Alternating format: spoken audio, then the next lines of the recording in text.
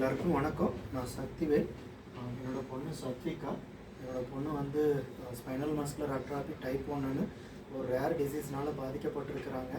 So அவங்களுக்கு வந்து கூடிய விரைவில் வந்து சோல்ஜன்ஸ்மான ஒரு இன்ஜெக்ஷன் வாங்கி போட்டாகணும். அப்போ தான் அவங்கள காப்பாற்ற முடியும். இல்லைன்னா அவங்களோட அதிக நாள் வாழ்நாளே வந்து 2 வருஷம் தான் அப்படிங்கிற மாதிரி சொல்லியிருக்காங்க. இப்போ 11 மாதம் ஆகுது. அதனால் கிட்டத்தட்ட 6 மாதமாக முயற்சி பண்ணிகிட்ருக்குறோம். அந்தளவுக்கு நம்மளால் ஃபண்டு கலெக்ட் பண்ண முடியல. இப்போ ஒரு 1.8 crore பண்ணியிருக்கோம். இன்னும் ஒரு குறைஞ்சது 6.0 crore வந்ததுன்னா 6.2 crores வந்ததுன்னா அந்த மெடிசன் முன்னாடியே வாங்கி கொடுக்க முடியும். ஸோ அதுக்காக தான் முயற்சி பண்ணி நாங்கள் உங்கள்கிட்ட உதவி கேட்டுட்ருக்குறோம்.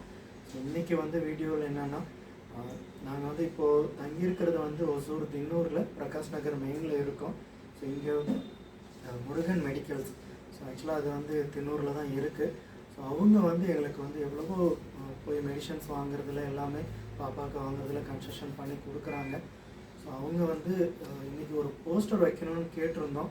ஸோ அவங்க என்ன பண்ணியிருந்தாங்கன்னா, அவங்களோட மெயின் டோர்லேயே வந்து அந்த போஸ்டர் ஒட்டிட்டு, சார் குழந்தைக்காக இதை கூட ஹெல்ப் பண்ண மாட்டோமா அப்படின்னு சொல்லி அவங்க ரொம்ப வந்து எங்களுக்கு சப்போர்ட்டிவாக பேசினாங்க. வர கஸ்டமர் எல்லாருக்கும் நாங்கள் வந்து சொல்கிறோம் சார், கேட்டாங்கன்னா கண்டிப்பாக உங்களுக்கு உதவி கிடைக்கும், அந்த மருந்து வாங்க முடியும்னு சொல்லியிருக்காங்க.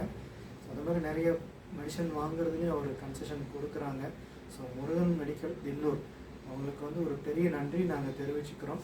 ஸோ இதே மாதிரி எல்லோரும் எங்களுக்கு வந்து சின்ன சின்ன உதவி நீங்கள் பண்ணி நிறைய பேருக்கு ஷேர் பண்ணிங்கனாவே எங்கள் குழந்தைக்கு அந்த மருந்து கூடிய சீக்கிரம் வாங்க முடியும். அந்த உதவி கேட்டு தான் நாங்கள் இந்த போஸ்ட்டு போடுறோம்.